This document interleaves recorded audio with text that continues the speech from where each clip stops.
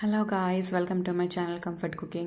இன்னைக்கு நம்ம பார்க்க போறது வேற ஒரு குழம்பு ரெசிபி தான். தட்டப்பயிரில காரமணி வச்ச ஒரு குழம்பு. எப்படி பண்ணலாம்னு பார்க்கலாமா? ஒரு குக்கர் எடுத்துக்கோங்க. அந்த குக்கர்ல வந்து ஒரு 1/2 கப் வந்து காரமணி எடுத்துர்க்கேன். இது வந்து நல்லா dry roast பண்ணுங்க. நல்லா அதோட ஸ்மெல் வரும். பொறுமையா பண்ணுங்க. மீடியம் ஃப்ளேம்ல வச்சு இந்த மாதிரி நல்லா வதக்கிட்டே இருங்க. இப்ப அந்த ஸ்மெல் நல்லா வந்ததும் கொஞ்சம் அதுல தண்ணி ஆட் பண்ணிக்கோங்க. கொஞ்சம் பார்த்து கையில கொஞ்சம் தெறிக்காம பார்த்து ஆட் பண்ணிக்கோங்க. மூழ்கிற அளவுக்கு தண்ணி ஆட் பண்ணி அதுக்கப்புறமா கொஞ்சம் லைட்டா கொதி வரும்போது குக்கர் மூடி ஒரு 3 விசில் வச்சுக்கோங்க. 3 விசில் மீடியம் ஃப்ளேம்ல வச்சு இறக்குனக்க அந்த சைடுல நம்ம வந்து ஒரு மிக்ஸி ஜார்ல இதுக்கு ஒரு மசாலா ரெடி பண்ணிரலாம். 1/2 கப் துருவன தேங்காய், 1 டீஸ்பூன் வந்து ஜீரகம் போட்டு தேவையான அளவுக்கு கொஞ்சமா தண்ணி ஊத்தி நல்ல ஃபைன் பேஸ்ட் அந்த மாதிரி அரைச்சு எடுத்துக்கோங்க. இப்போ பாத்தீங்கன்னா குக்கர் வந்து விசில் டவுன் ஆயிருச்சு. நம்ம எடுத்து பார்க்கலாம். காராமணி வந்து நல்லா வெந்திருச்சு. உங்களுக்கு பார்த்தாலே தெரியும். இப்போ எடுத்து மாத்தி வச்சு அதே குக்கர்ல நம்ம ஃபர்ஸ்ட் எண்ணெய் ஆட் பண்ணிரலாம். 2 டேபிள் ஸ்பூன் வந்து கடலெண்ணெய்.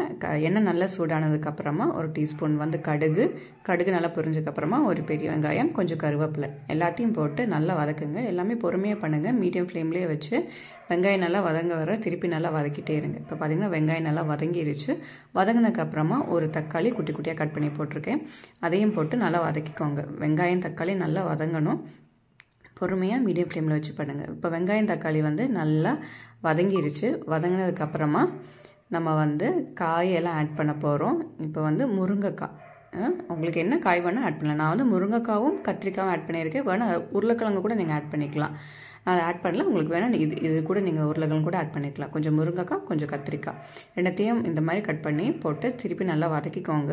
நல்லா ஒரு 2 நிமிஷம் வதங்கினதுக்கு அப்புறமா மசாலா ஆட் பண்ணிடலாம். 1 டீஸ்பூன் வந்து மிளகாத்தூள், 2 டீஸ்பூன் வந்து மல்லித்தூள், அதுக்கப்புறமா ஒரு 1/4 டீஸ்பூன் வந்து மஞ்சத்தூள் எல்லாத்தையும் போட்டு திருப்பி நல்லா வதக்குங்க. அந்த மசாலா வந்து இந்த முருங்கைக்காய், கத்திரிக்காய், வெங்காயம், தக்காளி அதில் வர்ற மாதிரி நல்லா வதக்கிக்கோங்க. பொறுமையா வதக்கிக்கோங்க. இப்போ வதங்கினதுக்கு அப்புறமா நம்ம வந்து இதெல்லாம் ஆட் பண்ண போறோம். ஃபர்ஸ்ட் வந்து நம்ம அரைச்சு வச்சிருந்த பேஸ்ட் வச்சிருந்தோம்ல, இந்த தேங்காயும் ஜீரகம் போட்டு அதை ஃபர்ஸ்ட் நம்ம போட்டுக்கலாம். போட்டு திருப்பி நல்லா கிளறி விட்டுக்கோங்க. இந்த மசாலாவோட இந்த தேங்காய் பேஸ்ட்ல எல்லாத்தையும் நல்லா கிளறி விட்டுக்கோங்க. நல்லா கிளறி விட்டு ஒரு லைட்டா மீடியம் ஃப்ளேம்லயே வச்சு பண்ணுங்க. பண்ணதுக்கு அப்புறமா ஒரு லெமன் சைஸ் புளி வந்து கரைச்சி வச்சிருந்தேன். அதுவும் நம்ம ஊத்திக்கலாம். ஊத்தினதுக்கு அப்புறமா திருப்பி நல்லா கிளறிக்கோங்க. இந்த புளியில வந்து 1 நிமிஷம் நல்லா வேகட்டும். அந்த அளவுக்கு 2 நிமிஷம் நல்லா கொதிக்கிற அளவுக்கு விடட்டும். கொதி வந்ததுக்கு அப்புறமா நம்ம தட்டைப்பயிர் வந்து வேக வச்சிருந்தோம்ல, அந்த தண்ணியோட ஆட் பண்ணுங்க. சரிங்களா? தண்ணி விட்டுறாதீங்க, அதுல தான் சத்து இருக்கு. தண்ணியோட ஆட் பண்ணுங்க. அதையும் போட்டு நல்லா கிண்டி விடுங்க. மசாலா, இந்த தேங்காய் ஊற்றின பேஸ்ட், நம்ம போட்டிருக்கிற மிளகாத்தூள், மல்லித்தூள், அப்புறம் இந்த புளி போட்டிருந்தோம் எல்லாத்தையும் நல்லா மிக்ஸ் ஆகவே நல்லா கிளறி விட்டதுக்கு அப்புறமா இந்த குழம்புக்கு தேவையான அளவுக்கு உப்பு போட்டுக்கோங்க. நான் எப்பவுமே கல் உப்பு தான் யூஸ் பண்ணுவேன். எனக்கு அது பழகிருச்சு. நீங்கள் வேணால் சால்ட் ஆட் பண்ணி, நான் எப்பவுமே இந்த குழம்பு எல்லாத்துக்குமே கல்லுப்பு தான் ஆட் பண்ணுறேன்.